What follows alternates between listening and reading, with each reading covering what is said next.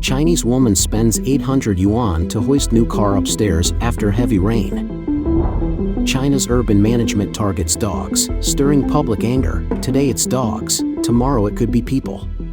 Beijing authorities raid world's largest advertising company's Shanghai office, detain 3 executives. The Forbidden City's gates collapse, a white feather descends from the sky, and the king of a fallen nation is banned. It's all covered in today's China Truths. Chinese woman spends 800 yuan to hoist new car upstairs after heavy rain. As previously reported, affected by Typhoon Sanba, Guangdong province was hit by heavy rains, and Maoming City was severely flooded on October 20th. Videos on local social media showed that the streets were a vast ocean. A real river had overflowed the embankments, and the first-floor shops at the residential buildings along the river were flooded. Many cars were soaked in the water, with some only showing their roofs, and some being washed away by the water. Flooding also occurred in low-lying underground garages and basements, where many cars could not escape.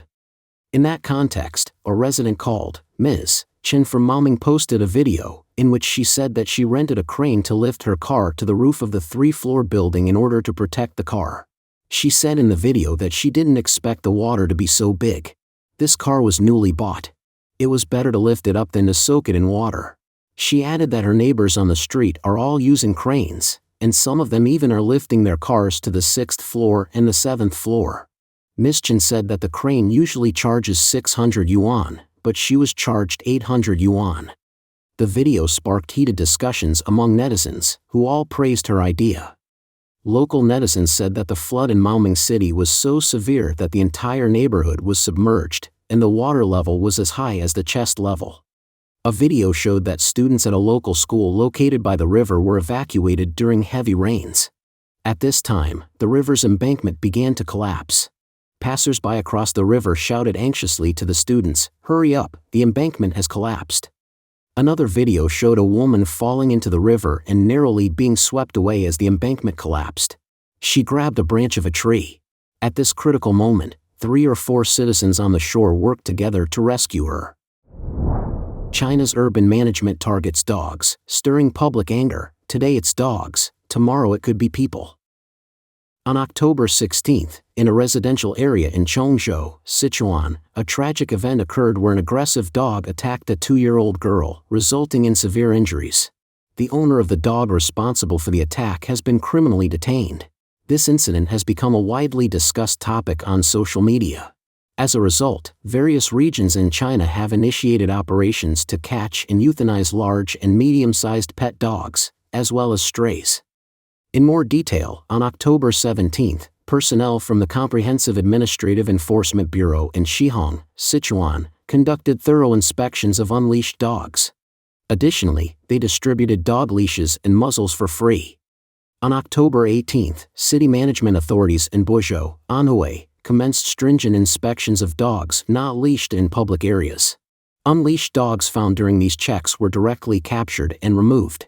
These actions have triggered a wave of anger and condemnation on social media in mainland China.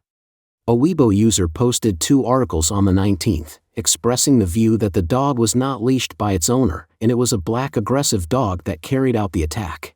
Stray dogs are unfairly shouldering the blame.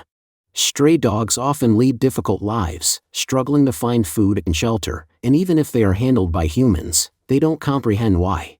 The user attributes this to the harsh realities they face. Additionally, the user emphasizes that working dogs involved in tasks like search and rescue during events like the Wenchuan earthquake, drug-sniffing dogs at border crossings, and guide dogs for the blind, display a level of greatness no less significant than that of humans. Some netizens also expressed anger, calling for an end to the cruel hunting of stray animals. It is always humans, not small animals, who are uncivilized and irresponsible. Another commented, Tanshen barbecue, women in iron chains, domestic violence, spousal homicides, oppressive figures, cat and dog abuse, illegal dog hunting and theft.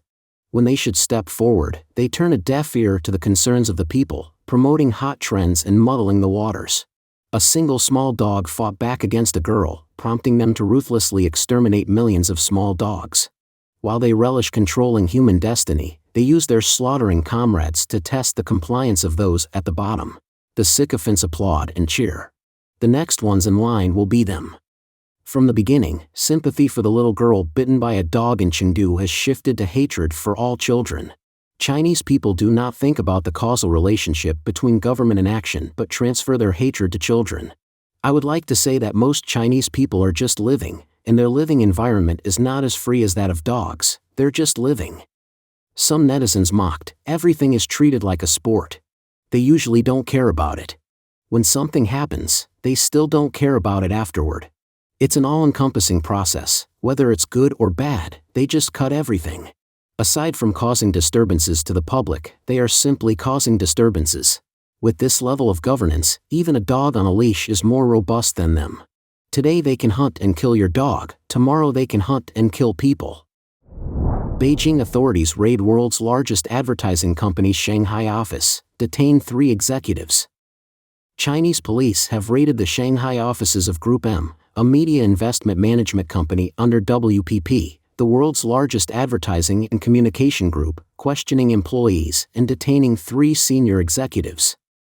The identities of these 3 executives have since been revealed, one of whom is the current chief investment officer of Group M China, Riken D. Bloomberg reported that 2 former employees of Group M were also arrested. WPP has not responded to inquiries regarding this matter, and the Shanghai authorities responsible for the Group M Shanghai office have declined to comment. Group M is one of the world's largest media investment management companies, employing over 42,000 people. It billed clients worldwide approximately $60 billion last year, contributing roughly 1/3 of WPP's £14 billion annual revenue. According to WPP's annual report, the Greater China region accounts for 5% of its revenue. In 2022, this region is expected to become the company's 4th largest market, following the United States, the United Kingdom, and Germany, making it the world's 2nd largest advertising market. Earlier this year, WPP established its 3rd campus in mainland China, located in Guangzhou. Insiders have disclosed that corruption is prevalent in mainland China's advertising industry, and it's been discovered that the group's subsidiaries have resorted to bribing mainland government officials to secure advertising contracts and maintain a presence in the region. Nearly simultaneously, the Shanghai Public Security Bureau posted an official announcement on their Weibo account on the evening of the 21st. It stated that from 2019 to February 2023, 3 senior executives, Riken D, Yao, and Hong, received substantial bribes during their tenure at an advertising company, taking advantage of their positions. They are currently under criminal detention on suspicion of taking bribes as non-state personnel. Publicly available information indicates that Riken D holds the position of Chief Investment Officer at Group M China, overseeing the company's media purchasing operations in China, and is a member of the Group M China Executive Committee. He has been in a leadership role at Group M China for several years. The other 2 individuals are likely former Group M China executives, Yao Lan, who was responsible for digital media purchasing, and Diana Hong, the former general manager of Group M China. The raid on Group M comes as China steps up scrutiny of foreign businesses in the country amid volatile geopolitical tensions between Beijing and Washington. In recent months, Chinese authorities have questioned staff and taken away computers at consulting group Bain and detained 5 local staff of U.S. due diligence firm Mintz Group. Amidst the escalating tensions between China and the Western nations, there appears to be a growing increase in Beijing's scrutiny of Western companies. In March of this year, 5 employees from the Beijing office of the U.S. due diligence firm Mintz Group were detained. In April, the Shanghai office of the U.S. consulting company Bain & Company was subjected to a sudden search. In May, the mainland Chinese authorities conducted a series of raids on Capvision's offices in Shanghai, Beijing, Suzhou, and Shenzhen. They accused the company of disregarding national security risks and participating in foreign espionage, bribery, and the extraction of national secrets and intelligence. It's noteworthy that this company has headquarters in both New York and Shanghai. Furthermore, a high-ranking executive from the U.S. risk consultancy firm Kroll, based in Hong Kong, was recently prohibited from leaving mainland China. Similarly, a senior investment banker from Nomura, Japan's largest brokerage, stationed in Hong Kong, informed their employer that they could not return to Hong Kong. In fact, it's not just that. After the CCP officially launched a new version of the counter-espionage law, it made an unprecedented decision on September 1 to implement the Foreign State Immunity Law from 2024. This signifies that China's previous policy of granting absolute state immunity will be transformed into a restricted state immunity system. This new system will enable Chinese courts to handle and adjudicate cases involving foreign states as defendants under specific conditions. In other words, it doesn't exclude the possibility that certain countries may become defendants, providing a legal basis for China's reciprocal countermeasures. The Forbidden City's gates collapse, a white feather descends from the sky, and the king of a fallen nation is banned. In recent years, there have been frequent ominous signs suggesting the downfall of the Chinese Communist Party. For example, the main gate of the Forbidden City's Taiyao Hall being blown down by the wind, white feathers falling from the sky in Taizhou, Zhejiang, and the most recent, a book detailing the fall of the Ming Dynasty's Emperor Chongzhen has been banned, with some analysts foresee a similar fate for Xi. Following this, it's imperative to acknowledge the ongoing sequence of natural disasters and recurring pandemics, which have led to a substantial loss of life. Furthermore, those who have survived find themselves in deep despair, and the economic decline only exacerbates the grievances of the populace. Through various signs, it seems as if heaven is issuing a warning to the Chinese people and encouraging Xi Jinping to align his actions with divine will. As early as 2002, inscriptions were found in Guizhou that read "The Chinese Communist Party perishes," indicating an inevitable heaven will destroy the CCP. In 2020, the COVID-19 pandemic erupted in China, resulting in hundreds of millions of deaths to date. Compared to the Ming Dynasty, a severe pandemic serves as a significant omen of the CCP's imminent downfall. The Ming Dynasty, officially the Great Ming, was an imperial dynasty of China, ruling from 1368 to 1644, and was the last imperial dynasty of China ruled by the Han people. In the year leading up to the fall of the Ming Dynasty, a devastating plague struck Beijing. Historical records described it as the capital suffering a great epidemic, with tens of thousands dying daily. Beds of the deceased were everywhere, 9 out of 10 homes were empty, and even gravediggers ceased to exist. By the time Li Zicheng's forces entered Beijing in 1644, the city had turned into a desolate place, with people too fearful to venture outside, as the streets were filled with the dead. In the 21st century, on March 4, 2022, during the first day of the CCP's 2 sessions in Beijing, all 4 massive gates on the northern side of the Forbidden City's Taiyao Hall were blown down by the wind. The Taiyao Hall is where ancient emperors held their coronation ceremonies, and the fact that all the gates collapsed has led to speculation about whether this signifies heaven reclaiming its power. In late July of this year, Beijing was hit by an extraordinary torrential rain. The Forbidden City, which symbolizes imperial authority, experienced the flood for the first time in 600 years. This sudden deluge is interpreted as an ominous sign that the fate of the Chinese Communist regime is drawing near. In December of the previous year, both Wuhan and Hubei and Taizhou and Zhejiang witnessed a rare phenomenon when white feathers rained from the sky. Videos showed these feathers suddenly descending in large quantities, resembling a heavy snowfall of goose feathers. This unusual occurrence sparked numerous discussions online, as it was distinct from common weather events like rain, snow, or hail. Commentator Zhou Xiaohui believes that these white feathers from the sky are connected to the destiny of Xi Jinping, since the phonetic combination of white feathers sounds like the character Xi in traditional Chinese. According to the Chinese folk prophecy book Tui Bei Tu, it depicts an event where, in the space between 2 mountain peaks, 4 black-faced birds fly by, with one white-faced bird being struck and killed on the right side of a mountain peak. Its blood splatters on the cliffs, and the bird falls down towards the mountain's base. The inscription on the drawing reads, "The white-feathered bird is struck dead on this side." The white-feathered bird symbolizes Xi, foreseeing that Xi Jinping is a figure who will bring about the downfall of the party and meet a grim fate. Recent reports suggest that Xi Jinping has advisors who guide him, and he places a great deal of faith in prophecies.